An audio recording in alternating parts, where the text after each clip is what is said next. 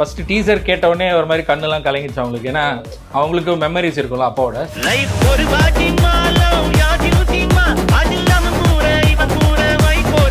நான் நினைச்சேன் ஏதோ ரீமிக்ஸ் ஏதோ பண்ண போறாங்க போல இருக்கு, அப்படிதான் நினைச்சேன். அதுக்கப்புறம் தான் தெரியும் இது வந்து ஒரு ஃப்ரெஷ் சாங்னு.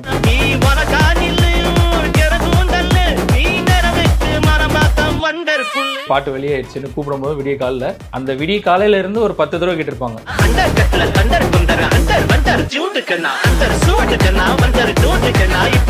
திடீர்னு ஒரு வாய்ஸ் நோட் வந்துச்சு, ஃபார்வர்ட் மெசேஜ்.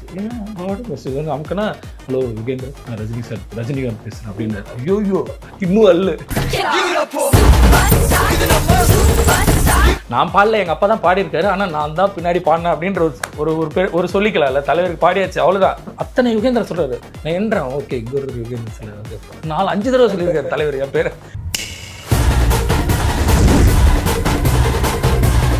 ரஜினி சாருக்கு வந்து அப்பா பாடும்போது கேட்கும்போது அப்படி நமக்கு புல்லரிக்குது. இப்ப இவங்க எழுதிருக்காங்கல்ல நரம்பு புடைக்குதுன்னு, அப்பவே புடைச்சிருச்சு.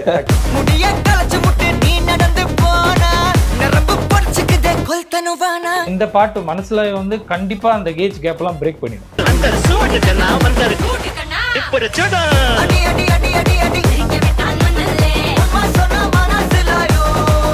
இன்னைக்கு இந்த பியூட்டிஃபுல் கான்வர்சேஷன் யார் கூட இருக்க போகுது அப்படின்னா யுகேந்திரன் வாசுதேவன் சார் கூட இருக்க போகுது. சார் வணக்கம் சார். வணக்கம் கௌதம், எப்படி இருக்கீங்க? நல்லா இருக்கேன் சார். நல்லா இருக்கீங்களா சார்? நல்லா இருக்கு சார். ரொம்ப ரொம்ப ஹாப்பி. அப்பாவோட வாய்ஸ்ல, ஏஐ வாய்ஸ்ல மனசுல ஐயோ சாங் கேட்டது. நீங்கள் தான் பாடிருக்கீங்க, அதை ஏஐ வெர்ஷனாக மாற்றிருக்கிறாங்க அப்படிங்கிறது கேள்விப்பட்டோம். உங்களுக்கு எவ்வளோ ஹாப்பியாக இருக்கேன்னா, அப்பா வந்து நிறைய ரஜினி சாரோட இன்ட்ரோ சாங் வந்து பாடியிருக்கிறாங்க. ஸோ இப்போ வரைக்குமே அதை கேட்டுட்டு இருக்கோம். பொதுவாக இம்மனசு தங்கலாம் இப்போவும் மனசுக்குள்ள ஓட்டிட்டு இருக்கிற ஒரு பாட்டு. ஸோ ரஜினி சாருக்கு பாடினது எப்படி சார் இருக்கு? எனக்கு வந்து ஹாப்பின்றதே ரொம்ப இமோஷ்னலான ஒரு மூமெண்ட். ஆக்சுவலாக எங்கள் ஃபேமிலிக்கே வந்து பார்த்தீங்கன்னா, ஏன்னா மறுபடியும் அப்பாவோட குரல் வந்து புதுசாக கேட்குறதுன்றது வந்து ஒரு ஃபியூ மந்த்ஸ்க்கு முன்னாடி எனக்கு தெரியவே தெரியாது. இப்படி ஒரு விஷயம் நடக்க போகுதுன்னே தெரியாது. அனிப்ரோ வந்து அவங்க டீம்லேருந்து கேட்கும் போது நான் ஒன்றுமே சொல்ல, ஓகே நான் நினச்சேன் ஏதோ ரீமிக்ஸ் ஏதோ பண்ண போகிறாங்க போல இருக்குது, அப்படி தான் நினச்சேன் நான். அதுக்கப்புறம் தான் தெரியும் இது வந்து ஒரு ஃப்ரெஷ் சாங்னு, புது சாங் பண்ணுறாங்க அப்படின்னு நினச்சேன். ஸோ அது இமோஷ்னல் மூமெண்ட் எல்லாருக்குமே. அம்மாலாம் வந்து அது ஃபஸ்ட்டு டீசர் கேட்டவுடனே ஒரு மாதிரி கண்ணெல்லாம் கலங்கிச்சு அவங்களுக்கு. ஏன்னா அவங்களுக்கு மெமரிஸ் இருக்கும்ல அப்பாவோட. ஸோ அதெல்லாம் வந்து மறக்க முடியாத ஒரு விஷயம். அண்ட் டைம் டிஃப்ரென்ஸில் இருக்கனால நான் இப்போ சென்னையில் இருக்கிறேன், ஒய்ஃப் வந்து நியூசிலாண்டில் இருக்கிறாங்க. நான் கூப்பிடும்போது அவங்களுக்கு விடிய காலில் இந்த மாதிரி பாட்டு வெளியே ஆயிடுச்சுன்னு கூப்பிடும்போது விடிய காலில், அந்த விடிய காலையில இருந்து ஒரு 10 தடவை கேட்டிருப்பாங்க. அப்படியே ரிப்பீட் மோட்ல. ஸோ ரிப்பீட் மோட்ல எனக்கு வந்து சிரிச்சுட்டே இருக்கேன். எனக்கு வந்து முகமே ஃப்ரீஸ் ஆயிடுச்சு. எனக்கு அப்படியே சிரிச்சுட்டே இருக்கேன். இன்னும் அச்சான்னு தான் சொல்லுவாங்க. ஸோ அவர் குரலை கேட்க எனக்கு வந்து அவர் கண்ணு முன்னா அவர் தான் முன்னாடி வராரு. ஸோ அந்த மாதிரி ஒரு இமோஷ்னலான ஒரு மொமெண்ட்டில் தான் இன்னும் இருக்கும். அதுலேருந்து இன்னும் மீளவே இல்லை ஆக்சுவலாக.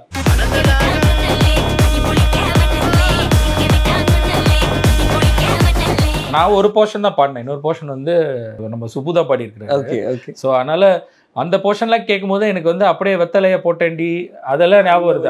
அந்த வைப் வந்துருச்சு எனக்கு.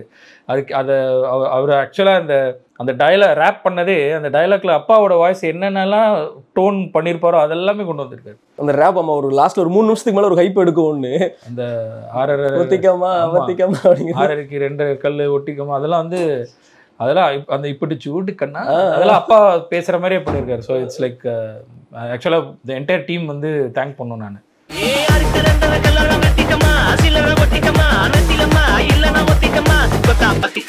ரொம்ப அருமையா, அதுவும் நான் தலைவரோட வெறியன். ஆமா, தலைவருக்கு ஒரு பாட்டு வரும்போது என் சின்ன வயசுல இருந்து அவரு வந்து ஃபர்ஸ்ட் அவர் தான், இப்போ வரைக்கும் அவர் தான், வேற யாருமே கிடையாது.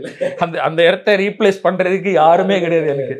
ஸோ அதனால நான் அது முன்னாடிலாம் வந்து பைத்தியம் மாதிரி அவர் போய் அடிக்கடி எப்பாட்ட சொல்லுவேன், ஒரு தடவை கூட்டு போங்க, கூட எத்தனை தடவைப்பா கூட்டு போகிறது, அவரே என்னை பார்த்தா ஒரு மாதிரி ப்ளீஸ் இன்னொரு தடவை கூட்டு போங்க.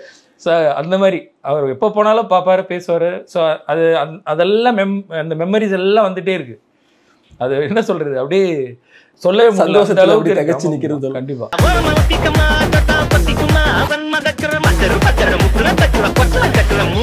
ரஜினி சார் தான் சொல்லி கேட்டிருக்காரு அப்படின்னு சொல்லி தான் எனக்கு டீம்ல சொன்னாங்க. ஆனி சார் கிட்ட ரஜினி சார் தான் கேட்டிருக்காரு. அவர் தான் கேட்டிருக்காரு, மலேசியா சார் பண்ணணும், அந்த வாய்ஸ் ஏதாவது கொண்டு வர முடியுமா பாருங்க அப்படின்ற மாதிரி சொல்லி தான் பண்ணாங்க.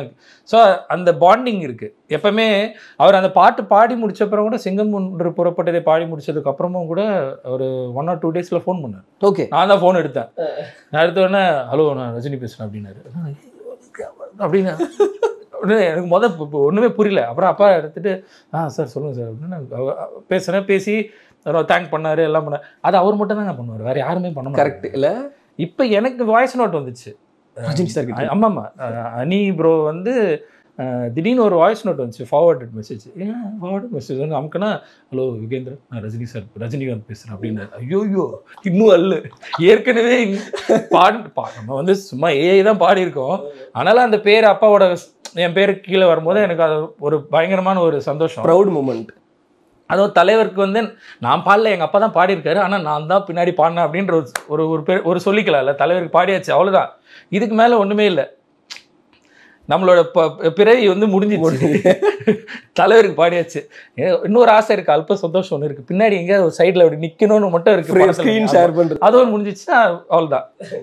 ஸோ இது மாதிரி அவர் மெசேஜ் கேட்ட உடனே அத்தனை யுகேந்திர சொல்கிறாரு. நான் என்றேன், ஓகே இங்கே ஒரு யுகேந்திர சொல்ல, ஓகே 4-5 தடவை சொல்லியிருக்காரு தலைவர் என் பேர், வாய்ஸ் நோட்லேயே 5 தடவை. அப்பா அவ்வளோ தேங்க் பண்ணி அனி சொன்னார், நீங்கள் ரொம்ப நன்றி, நம்ம வந்து பர்சனலாக மீட் பண்ணுவோம் அப்படிலாம் சொல்லி எனக்கு மெசேஜ் பண்ணியிருக்கேன். பயங்கரமான ஒரு இது.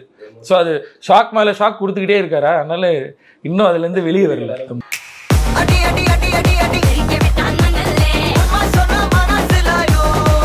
ஸோ அவ்வளோ ஹிட்ஸ் இருக்குது அப்பாவுக்கு ரஜினி சாரோட. ஸோ அந்த கனெக்ட் வந்து பயங்கரமாக இருக்கும். நம்ம படம் பார்க்கும்போதே அது ரஜினி சாருக்கு வந்து அப்பா பாடும்போது கேட்கும்போது அப்படியே நமக்கே புல்லரிக்குது. இப்போ இவங்க எழுதியிருக்காங்களே நரம்பு புடைக்குதுன்னு, அப்பவே புடைச்சிருச்சு.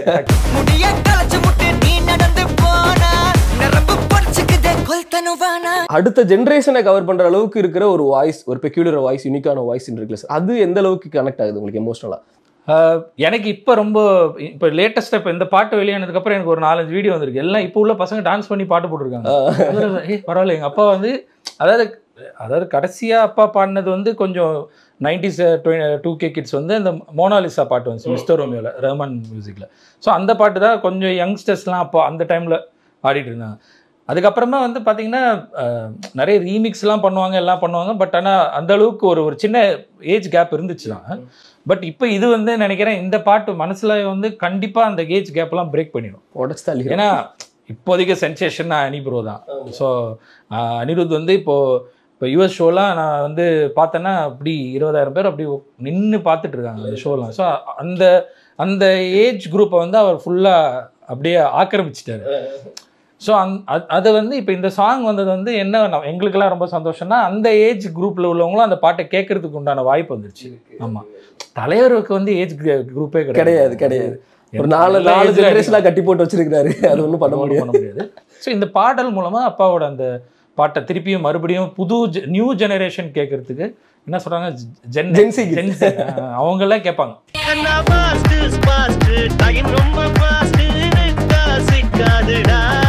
அது சொல்லுவாங்க தெரியுமா, அனிருத் வந்து ரஜினி சார் படத்துக்கு மட்டும் பாட்டு போடும்போது எங்கேயோ ஹைப் ஆயிடுறாரு, இருக்கிற ஒட்டுமொத்த திறமையும் அவர் இறக்கிறாரு அப்படிங்கிற மாதிரி ஒன்று சொல்லுவாங்க. கேள்வி. ஆமாம், ரஜினி சாருக்கு பாட்டு பண்ணா தனியாக இருக்கு ஆக்சுவலாக தெரியும். அது ஆமாம், எனர்ஜி ஃபேக்டர் அப்படின்னு சொல்லலாம், எனர்ஜி ஸ்டோர் பண்ற ஒரு மிஷின் அந்த மாதிரி கூட சொல்லலாம். நீங்க எப்படி பாக்குறீங்க இப்போ எப்படி பாக்குறீங்க தலைவர்? அப்படியே தான் இருக்கு, இல்ல கொஞ்சம் கூட குறைய. இப்போ அந்த பாட்டில் பார்த்தா அப்படிதான் இருக்காரு. அந்த த்ரோன்ல உட்காந்து அவர் பண்றதெல்லாம் பார்த்தா அந்த டைம்ல பண்ண மாதிரியே இருக்கு. சான்ஸே இல்லை.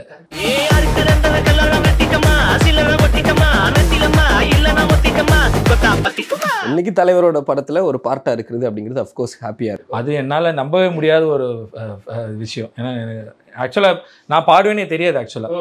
ஏன்னா அப்பாவோட வாய்ஸ் யூஸ் பண்ண போகிறாங்கன்ற மட்டும் தெரியும்.